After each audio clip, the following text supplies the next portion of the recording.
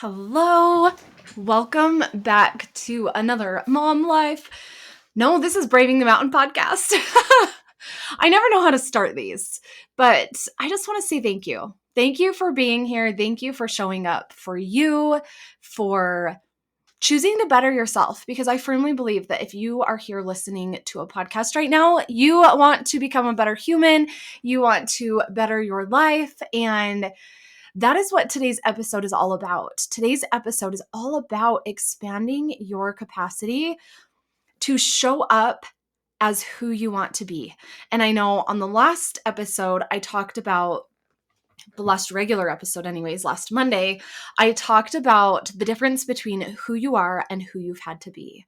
And this one, I want to talk about expanding your capacity to show up as who you want to be.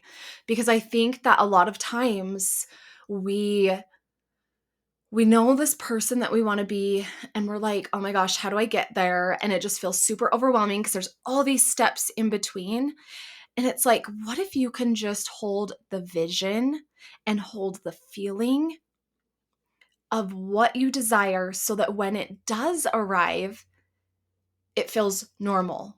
Like, for lack of a better word, nothing is normal. It's not, you know what I mean? Like, once we hit something new, it doesn't necessarily feel normal, but I just want you to really think about, what do you want your life to look like? How do you want it to feel? Knowing that you have got to shift who you are right now to become that, to hold the space for that. And I talk a lot about how the feeling creates the vision, and that's how it is here. It's about having this feeling. What do you want your life to feel like? Or what do you want? What is a feeling that you want to fully embody? And maybe that's like inner peace and being able to make decisions from that place so that your life begins to look the way that you want it to look. And so I want you to really think here, when you are where you are because of the decisions that you have been making, because of who you are in this current circumstance, like who you are right now got you here. And if we want to create a bigger, better life for ourselves, we get to become somebody else. We get to become that highest version of us. And that highest version of us has this expanded capacity to hold the vision, to hold those things that she desires. So I want you to really think about that. Who do you have to become to create all the things that you desire to have in your life? Maybe there's habits that you need to let go of. Maybe there's stories and thoughts and beliefs that you've been telling yourself. She's smarter than me. She knows more than I do. We are all people with a human brain. These are normal thoughts to have. Like, I still have these thoughts of like, gosh, what does she have that I don't? Right? We get to start asking ourselves better quality questions. So let's just say that the inner feeling that you want, this vision that you want to hold, is like joy and peace. It's the holiday season. Why not? Peace and joy. We want to hold this vision in our lives of like this complete internal peace and joy, to show up as a present mom, to thoroughly enjoy the moment with each of your kids, to make them feel seen and heard because you feel so seen and heard. And the thing that is going to help you expand your capacity, and it's something that I just kind of intuitively did this month, it was, I'm going to talk to you about it here. And next week's going to be another breath work on expanding your capacity for more. Because here's the thing. When my dad died, for those of you that know my story into breathwork, I'll briefly share it here. I went on a healing journey summer of 22. I was like, I'm not jumping into any more programs. I had joined a poor mastermind that was a terrible fit. The coach did some shady things. And I was like, you know what? I'm just not going to join any other programs. I'm going to go inward and I'm going to heal. And I took the whole summer.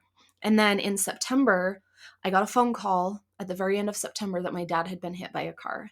Now, this is my biological dad. So our relationship was not the greatest. We were not in constant communication or contact or anything like that. And this kind of sent me into like, what other tools are there? What other tools are there to help me heal? And I came across the Pause Breathwork website. I had heard about breathwork just a little bit. It's growing.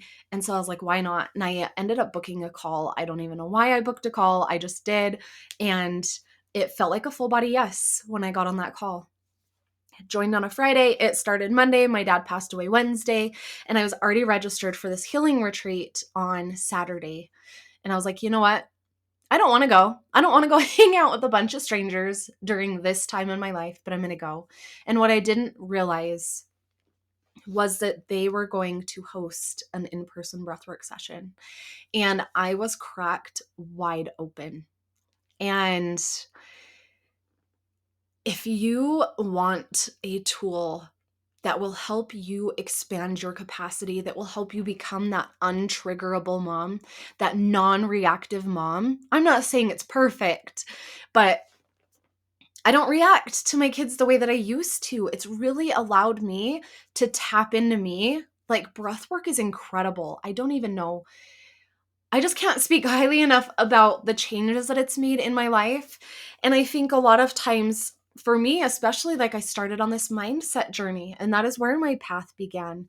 And I was hitting this wall. I was hitting this glass ceiling. I couldn't get past it. And it was like, what else is there to help me heal? And for those of you who know, the mind and body are connected. They are one. There is no separation. And they can get blocked. And maybe that's what happened, maybe not.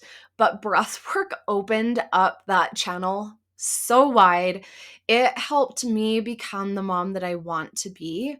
Now, I'm still definitely far from perfect.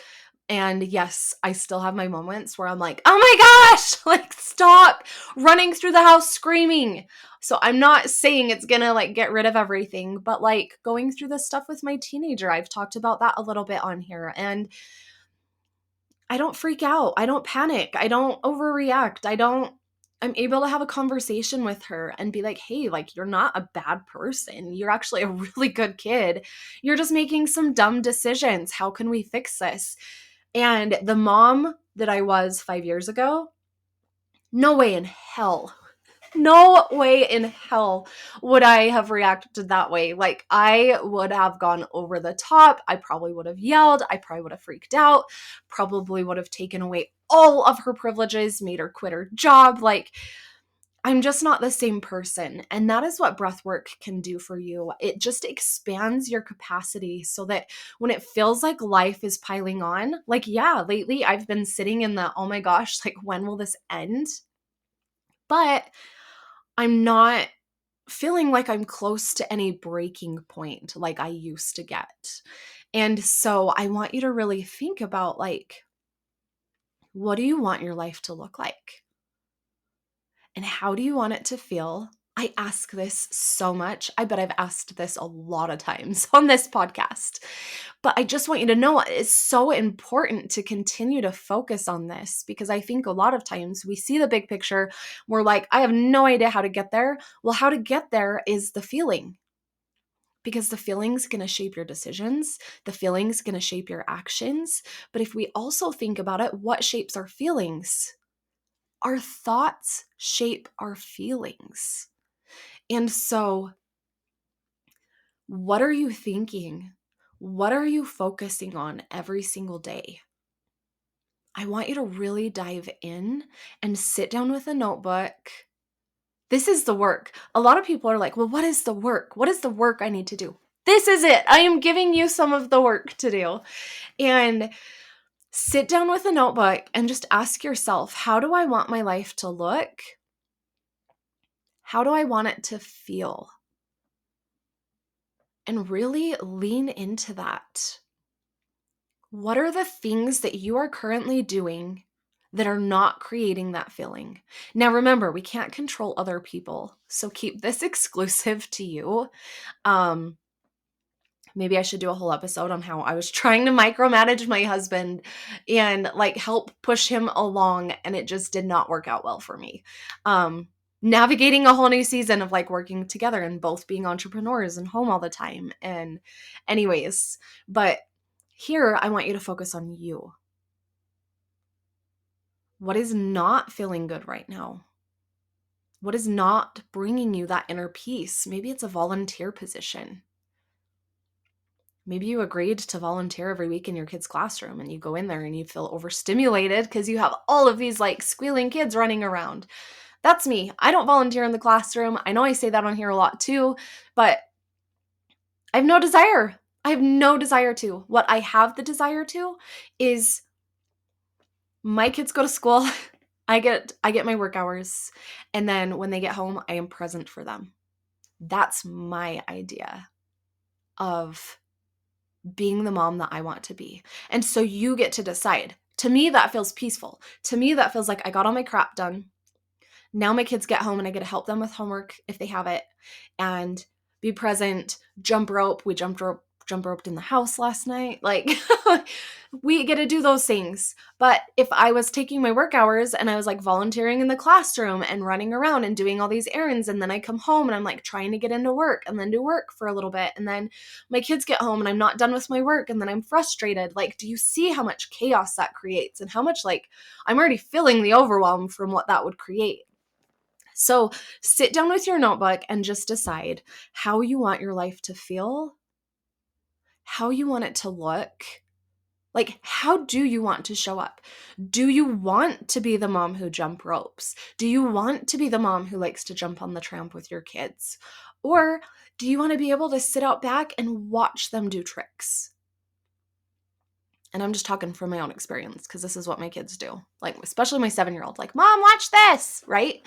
So I want you to really think about what kind of mom you want to be.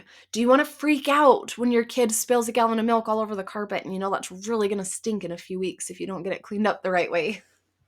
Been there, except for it was my husband. So, and it wasn't a gallon, it was a cup, and it still stinks. But really think about freaking out over spilled milk. And something that was really powerful for me that I just want to leave here with you is there was a lady that got up once and we were having a conversation, and she came over and she said, "Do you want to know how I judge my responses to things?" And I was like, "Yeah." And she said, "Will this matter 10 years from now?"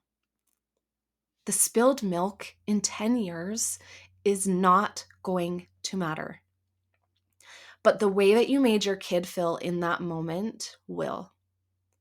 And believe me, I have been the mom who has freaked out over spilled milk, freaked out over a messy bedroom. And I'm having to lean into that a little bit because that's how my dad was growing up. And, you know, at the time of his passing, I feel like I'm bouncing here. I'm bouncing a little bit because I just realized I didn't finish my full thought around my dad's story. But the inner peace thing, the inner peace thing, let's go back to that for just a hot second. When my dad was passing away, I felt peace because everything was resolved. I didn't feel like we had unhealed anything between us. I feel like we had said everything that needed to be said. He was still apologizing for being a shit father, and I was at peace. I was at peace because I had forgiven him. I had told him I had forgiven him, and I had fully forgiven him. And so there's still time to repair things with your kids too. I've had to do a lot of repair. I've had to do a lot of with what we're dealing with my daughter, realizing where I haven't shown up the best as a mom, whether that be given her enough one-to-one time. And something that the therapist really brought to my attention that really made sense to me was sometimes the quiet kids, especially in the home, get overlooked just a little bit more than the others. And she's my quiet kid. And so now I get to step up and I get to create more opportunities for one-to-one time with her. Whether she chooses to talk or not, like just creating the space to spend that time. And so I want you to just really think about the mom that you desire to be and what it would feel like to have that inner peace and be able to choose how you respond to things instead of just react to whatever came your way and like freak out, like that knee-jerk reaction that we all have. I used to be horrible. I would yell at my kids all the time. And now it takes me quite a while to get there, but when I'm asking my little boy like 50 times to do something and he still hasn't done it and keeps getting sidetracked, that's when I'm like, oh my hell. And lately I've just been looking at him and I'm like, do you understand my frustration? And he's like, yeah. I said, do you think that would be really frustrating for you if you asked somebody to do something that was going to help you and they didn't listen, and you had to keep asking and keep asking? And he was like, yeah, I get it. I mean, he's 10. He's 9, almost 10. But like, so I really have just had to think about, okay, let's take a step back. What kind of mom do I want to be? And that means taking a breather sometimes. And so I'm going to offer that in the next episode, is that you're going to have a breath work to expand your capacity for more. So that's coming next Monday, because I want you to do the breath work that came with the last episode. I give myself permission to be fully me. Do that for about 2 weeks. Listen to this and then continue that breath work for another week. And then step into the new breath work. But just really thinking about the kind of mom, the kind of woman, the kind of partner, daughter, friend, all your relationships in your life, and showing up as who you want to be in all of that. And when life throws things your way, just having that expanded capacity to handle more. I call it the untriggerable mom. You get to be her now. And you're not going to be perfect. I'm not perfect. I still have my freak out moments, but you keep getting better and better as you step in along the way. So just allowing that and allowing yourself to improve little by little. And if you're showing up as who you want to be, I also believe that you're showing up as a woman who gives yourself grace, compassion, and love.